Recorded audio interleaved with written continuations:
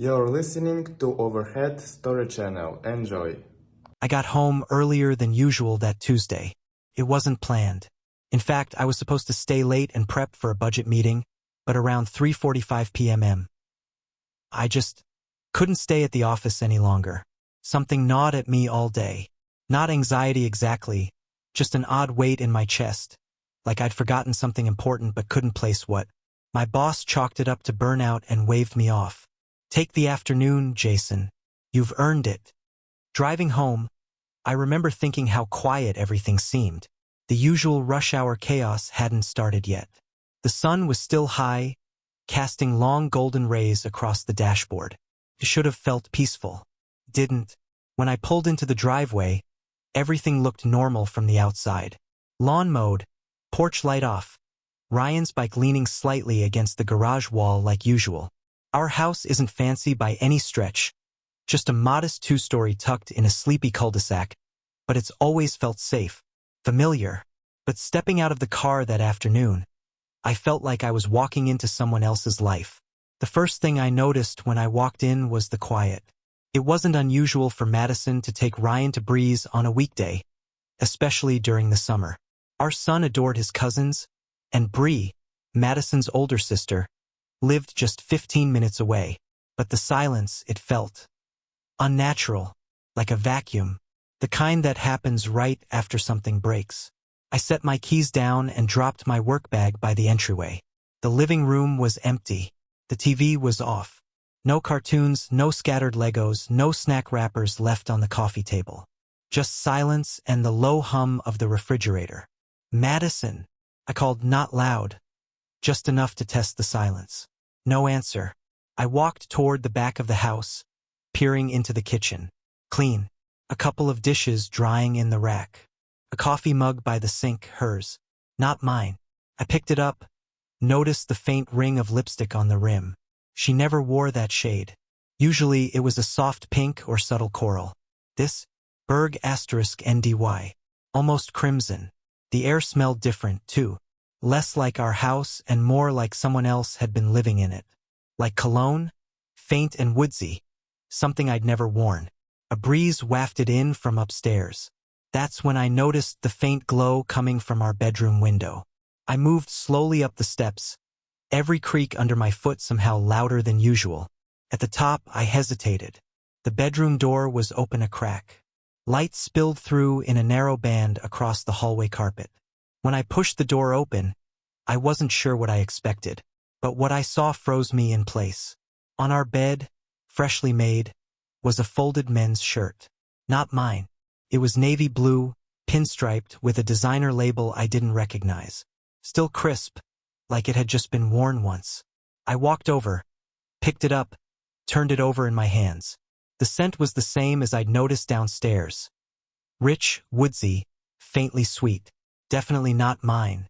A flicker of something, I won't call it panic, not yet, started to crawl under my skin. I walked into the bathroom. Our towels hung in their usual spots, but there was a third one now, folded neatly on the rack, still damp. It didn't match our set. I leaned in and took a breath, same cologne. I opened the medicine cabinet. Nothing seemed out of place at first, until I noticed an extra toothbrush. Dark green. Not mine. I pulled open the drawer under the sink and found a used razor resting beside hers. Every step brought new questions, and with them, a cold realization creeping closer to the center of my chest. Then I heard the front door. I froze. Madison's voice floated up the stairs. Jason, you're home early? I didn't answer. I waited. A moment later, she stepped into the doorway, her face lighting up with what looked like genuine surprise. Hey babe, she said. Everything okay? She didn't look flustered. Not even a little. Not like someone who'd been caught off guard. Her makeup was minimal, her hair up in a loose bun, wearing the faded red tee she always wore around the house. Comfortable, like any normal afternoon. I held up the shirt. Whose is this? She glanced at it, then smiled lightly. Oh, that's James's, Bree's husband. I stopped by their place earlier to help with laundry. Must have brought it back by mistake. She walked past me like it was nothing, picking up the shirt and folding it again with practiced ease before placing it on the dresser. I watched her move. Everything about her seemed so casual, calm, like she'd been rehearsing that line for hours. Her eyes never flinched. Her tone didn't crack.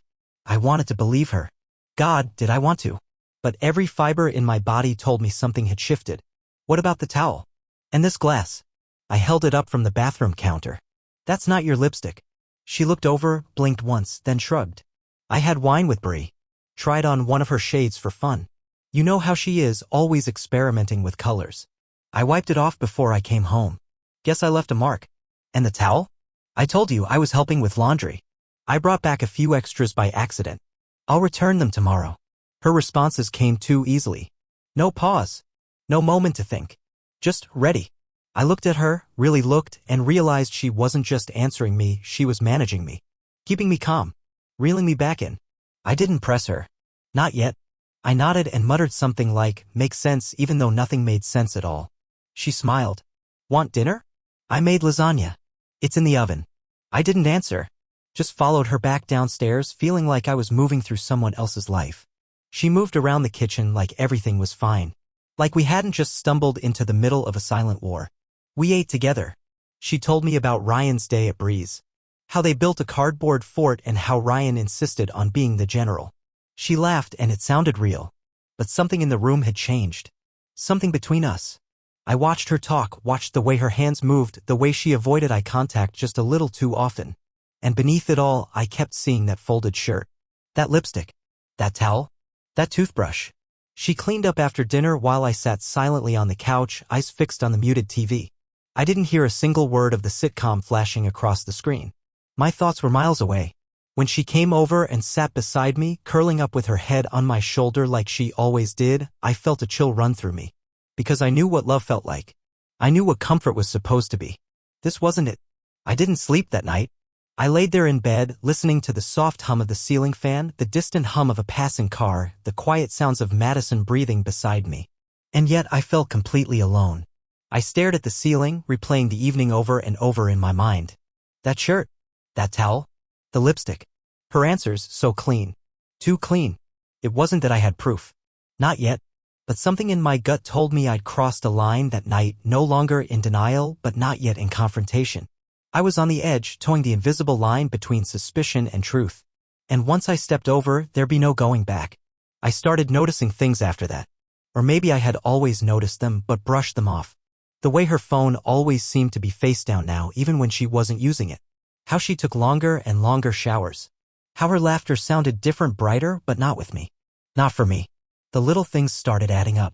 One morning, I walked into the kitchen and saw her phone light up on the counter. I didn't look at it, not directly. But in the corner of my eye, I saw a name I didn't recognize, Travis B. When I asked about it, she said it was someone from her marketing team. A new guy. Friendly but clueless. Her exact words.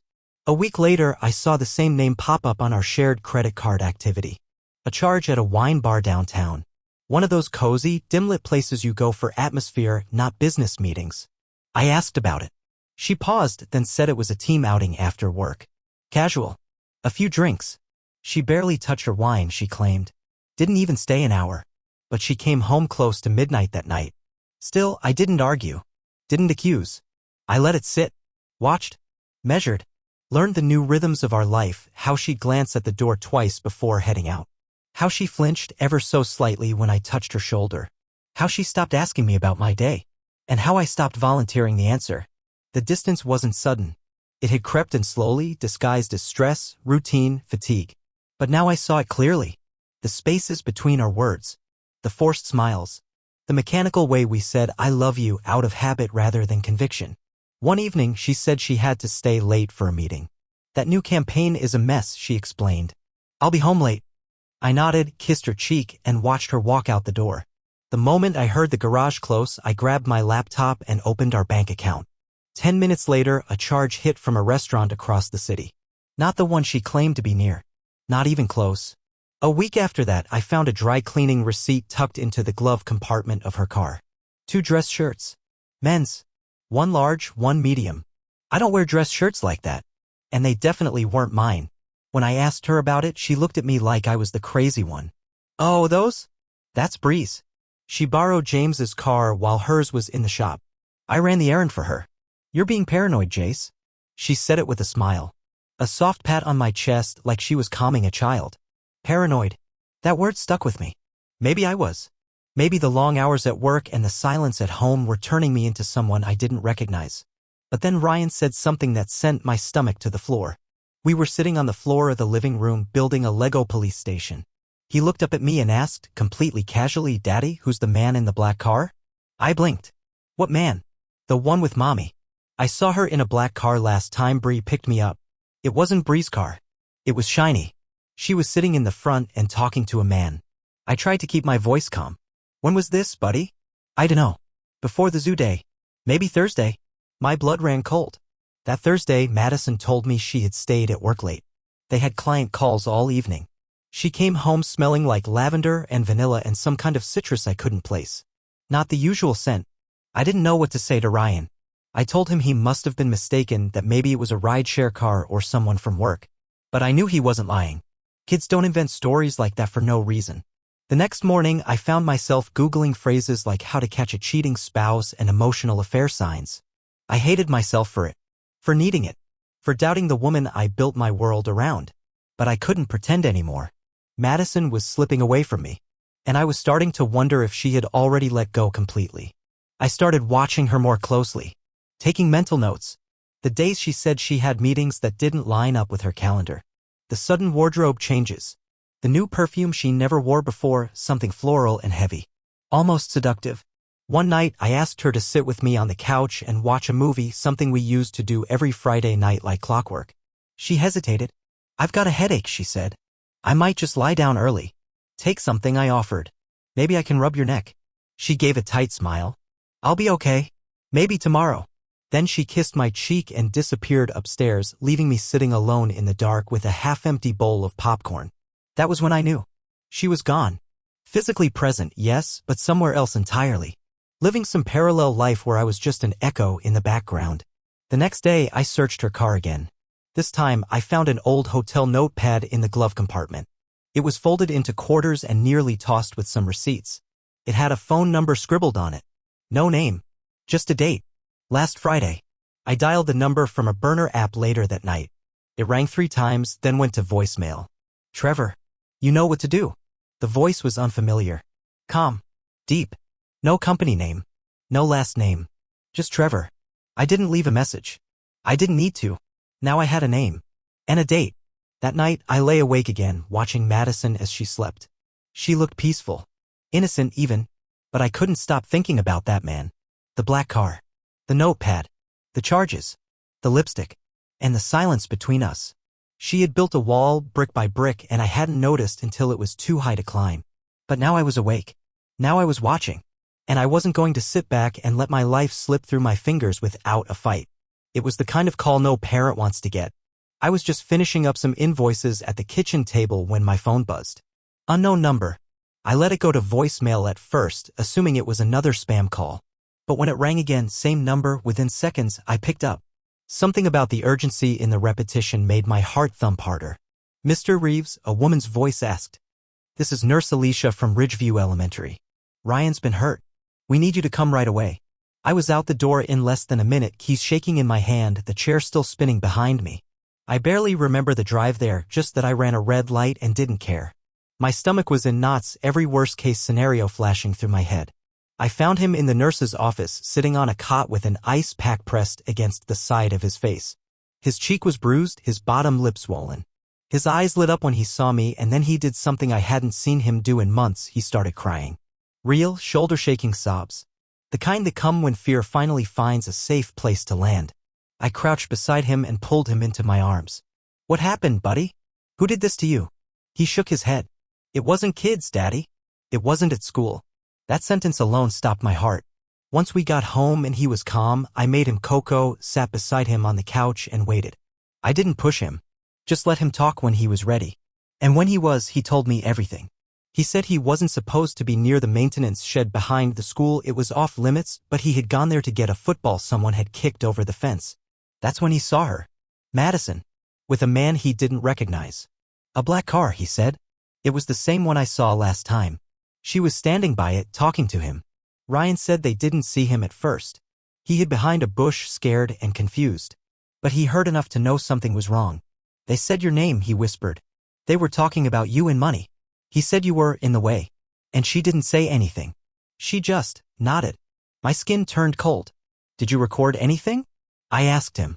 He nodded and handed me his phone. I didn't mean to spy. I was scared. I pressed record. I opened the video. It was shaky, partially blocked by leaves, but the audio was clear enough. First came Madison's voice. He's predictable.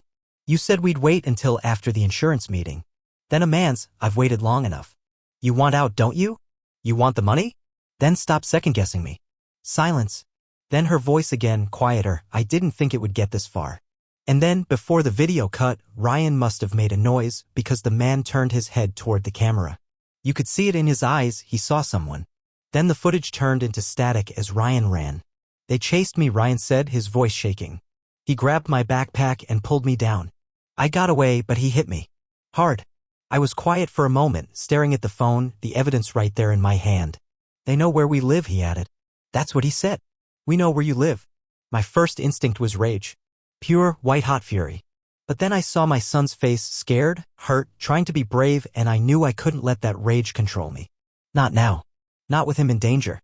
This wasn't just about cheating anymore. This wasn't just emotional betrayal or secrecy. This was a threat. A real one. She was planning something. Something that involved my death or, at the very least, my disappearance. Insurance. Money. In the way. Those were the words they used. She was going to let them erase me. I transferred the footage to a secure cloud account immediately, encrypting the file and setting up two-factor authentication. Then I did something I never imagined I'd have to do in my life. I made a call to Carter West. Carter and I weren't close, not anymore. But we'd surfed together years ago. Back then, he was the guy you called when things got ugly. Quiet. Tactical. Loyal. He'd gone private after his honorable discharge, started a security outfit that mostly dealt with high-net-worth clients and corporate sabotage. When he picked up, there was no surprise in his voice. Just calm recognition. Jason Reeves. Been a long time. I need protection, I said. For my son. Maybe for me too. You in trouble? I hesitated. Not yet. But I will be. I'm listening. I laid out everything. I didn't leave a single detail out: the shirt, the towel, the car, the footage. He didn't interrupt once. When I finished, there was a long pause. She's planning to take you out, he said flatly. And this guy? He's not just some lover. He's an operator. You think he's ex-military? Definitely. Probably black ops or mercenary. Maybe dishonorably discharged. These guys get off on control and they know how to clean up messes. Can you help? I'll be there by morning. True to his word, Carter showed up the next day, dressed like a suburban dad, ball cap, hoodie, beat-up truck. But the moment he stepped inside and saw the footage for himself, his face changed. Trevor Mace, he said, freezing the frame on the man's face. You know him. He was in a unit 3 years after me. Disappeared from the radar after a court-martial. Suspected in a couple of accidental deaths. Always tied to women, big payouts, and a vanishing act. I can't believe you're mixed up with the psycho. He's got my wife, I said, the words burning in my throat. No, Carter replied coldly. She gave herself. Carter's team moved fast. Within 24 hours, Ryan was relocated to a secure cabin owned by my brother. It was remote, high in the mountains, with enough surveillance and countermeasures to stop a bear or a black car with bad intentions. I told Ryan we were playing a secret game. Spy stuff. He believed me. I hated lying to him, but I couldn't risk him knowing the whole truth yet. He deserved safety. He deserved peace. Back at home, I played the part. Jason Reeves, the clueless husband. I still kissed Madison goodbye, still nodded when she said she'd be home late, still smiled when she asked about Ryan's camp trip. But behind the scenes, I was building my own defense. Carter and his team bugged the house with high-end surveillance gear, tiny cameras tucked behind vents, audio recorders sewn into throw pillows, motion sensors behind paintings. Everything wired to a secure external drive that only I had access to. We tracked Trevor. His name led us to accounts, shell companies, forged identities, and multiple insurance records tied to previous victims. The pattern was sickening. Women usually married to men with substantial life insurance policies. Sudden accidents. A car crash. A drowning. A fall. All clean, all tragic. And all linked to Trevor by threads most law enforcement never connected. Now Madison was part of his pattern. The worst part? She thought she was safe with him. She had no idea she was just another disposable asset in his playbook. And I wasn't about to wait around for them to turn me into a tragic headline. I wasn't going to be his next accident. By the time Madison got home the next evening, the house was a fortress and she didn't have a clue. To her, everything looked the same. She walked through the front door like she always did, dropped her keys in the ceramic bowl by the counter, and kicked off her shoes with the same casual grace she always had. She smiled when she saw me at the stove. "Smells good," she said. "What's the occasion?" "Just wanted to cook for you," I replied, stirring the sauce with a wooden spoon. "Been a while since we had a quiet night in." I saw her smile flicker for the briefest moment. Then it returned, perfectly placed. "Yeah," she said softly. "It really has." We sat down to eat, and I forced myself to play the role Jason Reeves' doting husband. I asked about her day. Listened as she rattled off the usual small talk about meetings, traffic, and a minor spat between Bree and their neighbor. She told me she was exhausted and would probably take a long bath and go to bed early. I nodded, smiled, and poured her another glass of wine. Inside, I was counting every breath, every glance, every pause between her sentences. The microphones picked it all up. And Carter, watching from the van across the street, recorded every word. The game had beg asterisk N. While Madison sipped Merlot and scrolled through her phone, I excused myself and stepped into the garage under the pretense of taking out the trash. The door closed behind me and I climbed into Carter's van where 4 screens blinked to life in front of us. He glanced at me. "She's relaxed. No tells yet." "She thinks she's won," I replied. "She thinks I'm clueless." Carter smirked. "Good. Let her think that." Over the next few days, we followed her every move. Her texts, calls, GPS pings, nothing was private anymore. Madison had no idea that her own phone had been cloned or that her car was now being tracked in real time with a magnetized beacon tucked neatly under the chassis. What we discovered made me sick. She was still meeting Trevor. Every other night, always in a different location. Sometimes a parking garage, other times a bar on the edge of town. They never stayed long. Never went indoors. It was always brief. Strategic. Planning. Whispering. Trevor always looked over his shoulder. He wore sunglasses at night, kept his phone off, and drove rental cars with fake plates. But he didn't know Carter. He didn't know me. We also found something worse. Buried in Madison's email archive, messages she thought she deleted were drafts of Trevor's plan. Not just the basics, but everything. Diagrams. Schedules. Notes on my daily routines. Screenshot asterisk TS of my calendar. And the big one, a full PDF of my life insurance policy. One message, auto-saved but never sent, said this. "He's too comfortable. Still suspects nothing. Everything's on track for the 16th car crash, just like you said. I moved the papers into the safe like you asked. After this, we're free. The 16th. 5 days away. That's when they were going to do it. A crash. An accident. Probably a staged brake failure or maybe a sudden swerve into a barrier. Something fast, brutal, and final. Madison would cry on camera. The community would rally around her. And then, after a few months of public mourning, she'd vanish into a new life with a fresh bank account and a man who had already murdered before. Carter looked at me as I scrolled through the messages. "You good?" I didn't answer for a long time. Finally, I said, "We flipped the script. They want a crash? Let's give them one." He nodded. "You want to stage your own death?" "No," I said. "I want them to think they succeeded." The planning took 3 days. We brought in one of Carter's guys, Max, a former stunt driver with a background in fire logistics. He didn't ask many questions. Just reviewed the plan, tested the explosives, and said, "I can make it look real." "How did you want to be?" "Unmistakably." We rented a car identical to mine. Same color, same trim, same stickers on the back window. We cloned the license plate. Then we brought in a cadaver, yes, a real one. Not someone K** led for this, but an unclaimed body from a body farm used for medical study. Carter had the connection. I didn't ask for more. We fitted the corpse with dental implants that matched mine, courtesy of a shady lab tech Carter knew from his military days. I donated an old sweatshirt and a watch Madison had given me for our 5th anniversary. Anything to seal the illusion. On the morning of the 16th, Madison packed my lunch with a kiss. "You have your meeting across town today, right?" she asked. "Yeah. Should be back around 4. She smiled a little too long. "Drive safe." I did. Just not the way she expected. We waited until 1:45 p.m., then put the plan in motion. The decoy car was driven into a desolate stretch of road outside the city, just past mile marker 73. It was rigged to veer into a ravine where Max triggered a fiery explosion using controlled charges and accelerants. From a distance, it looked perfect. A tragic accident. No survivors. The authorities arrived within the hour. Carter had anonymously tipped them off, claiming he'd seen smoke and a vehicle veer off the road. I watched the footage from a safe house on the outskirts of town, heart pounding as I saw my own car burning on the screen. The media picked it up within the hour. Local man dies in fiery crash. Jason Reeves. Husband. Father. Businessman. Gone. Madison was already on the porch when the officers knocked on the door. She collapsed into tears. Real ones or well-practiced, I couldn't tell. Either way, the performance was flawless.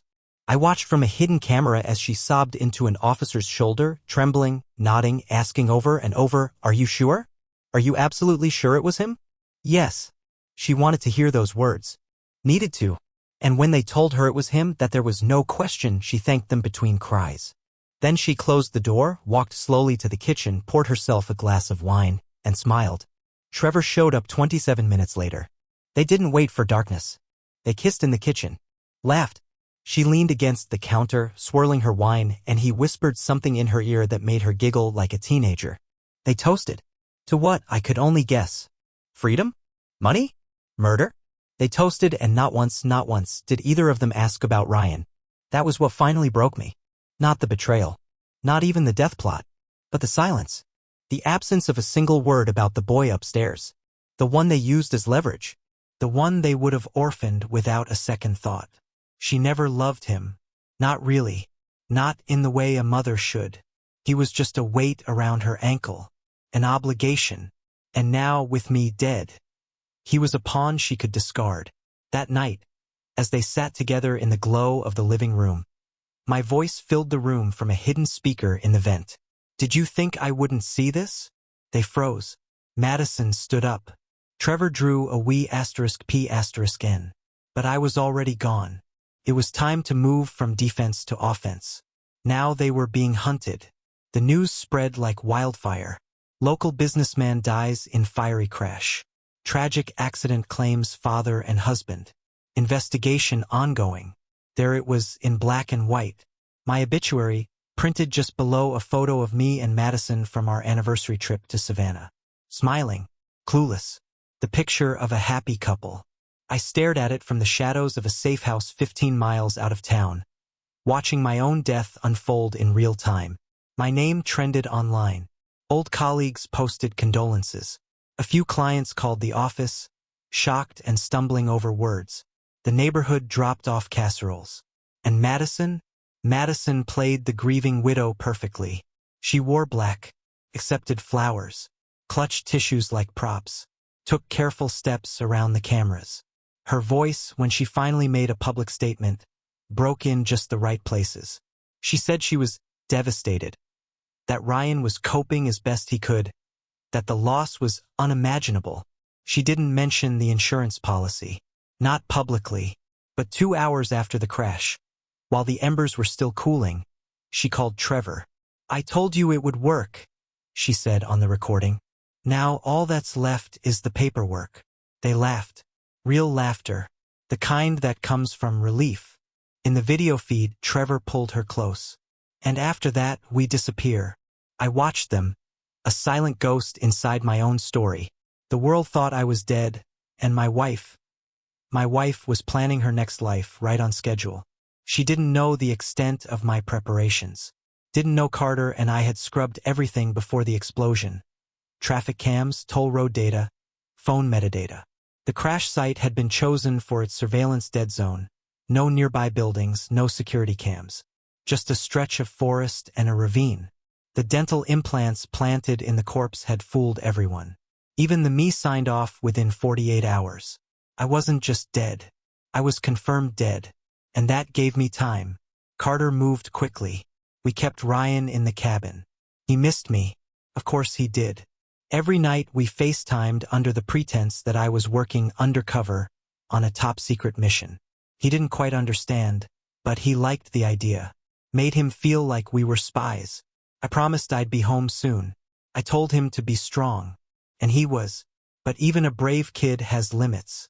And that night, When Madison toasted her dead husband and the man who'd take his place, something shifted in me. This wasn't just betrayal.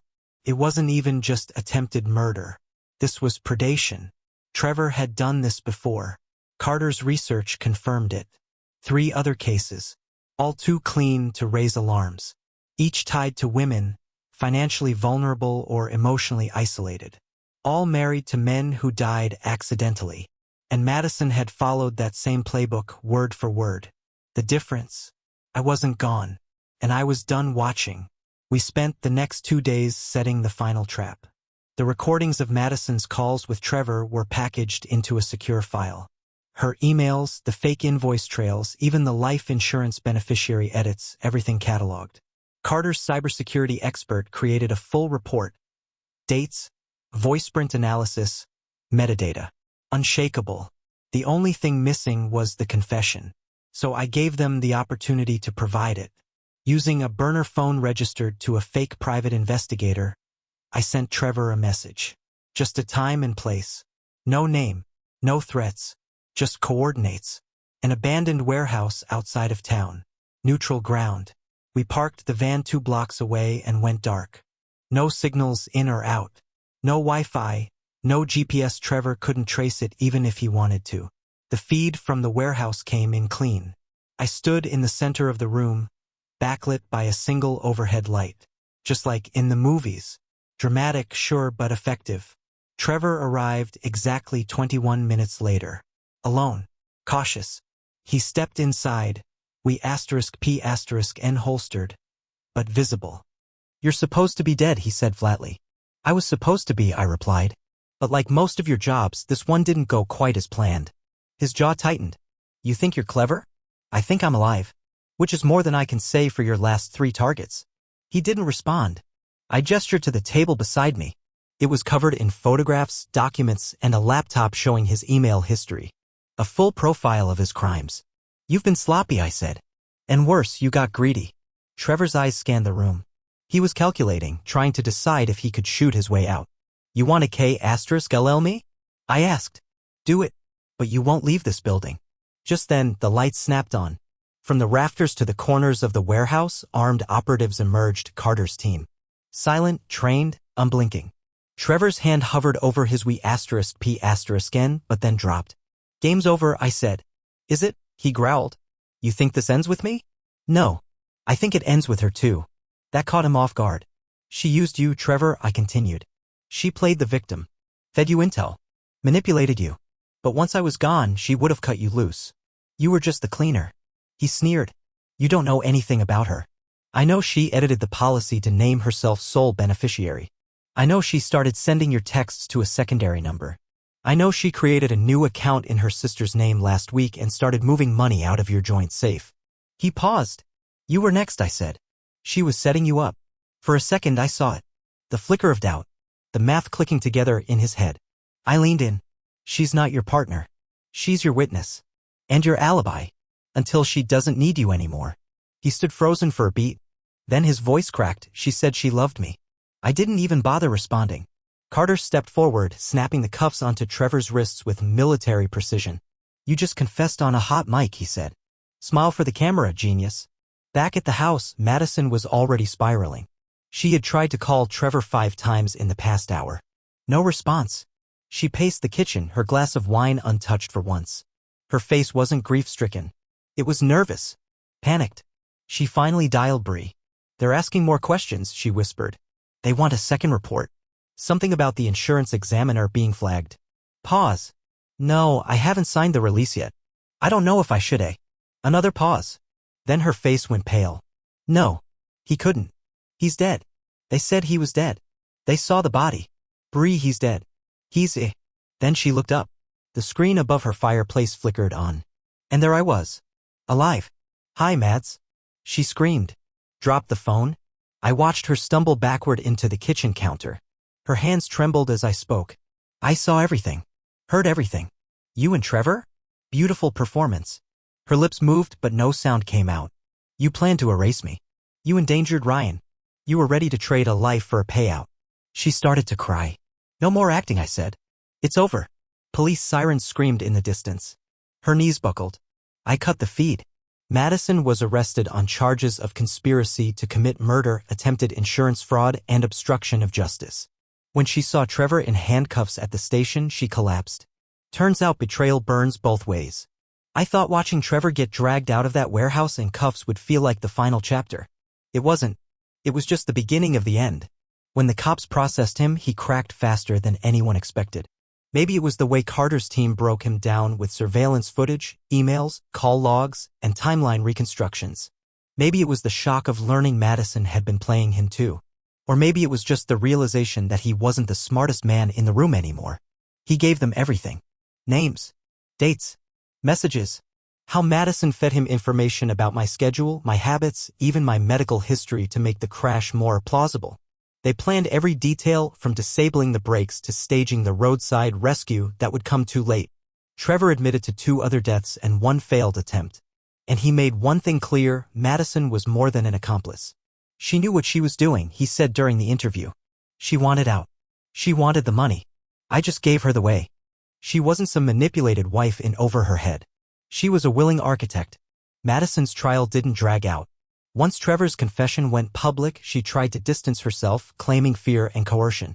But the evidence was damning. The jury saw the messages, heard the recordings, watched the surveillance videos where she toasted my death with a man who was supposed to disappear afterward. When the guilty verdict came down, she didn't cry. She just stared at the floor as if even she knew there was no salvaging what she'd done. 15 years. No parole for at least 10. That was the deal. She took it to avoid life. Trevor got life without parole. I didn't attend the sentencing. I didn't need to. Watching them both taken away, knowing they'd never walk freely again, that was enough. Ryan stayed with my brother until everything was settled. When I finally picked him up, I didn't have to explain much. He'd seen the truth already in pieces. He just needed me to be steady, to be home. And I was. That night, after I tucked him in, I sat outside on the porch, watching the stars in a sky that finally felt quiet. I thought about everything, how close I'd come to losing everything. How betrayal can live right beside you, eating at the edges until nothing familiar remains. But I also thought about the people who showed up when it mattered. Carter. My brother. Ryan. They reminded me that not everything breaks. Some things bend, then rebuild. I never saw Madison again.